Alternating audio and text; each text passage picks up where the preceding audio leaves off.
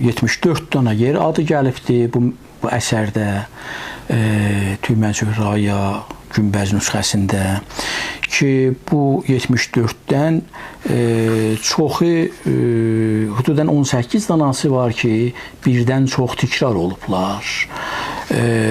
O ki, onların 15-i Azərbaycana aiddir. Məsələn, Azərbaycan adı, Azərbaycan məntəqəsinin adı 4 dəfə təkrar olubdur.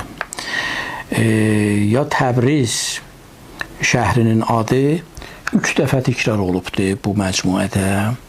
Müəyyən sifətlərlə, məsələn, Qızılca Təbriz, ya at oynağı Təbriz, belə bir ünvanlar, qan çanağı Təbriz ki, onun o qırmızı torpağına da burada işarə vardı. Yəni, görünür ki, o Ozan dəqiq tanıyırmış Təbrizin, hətta rəngi ilə ondan ad aparıbdır.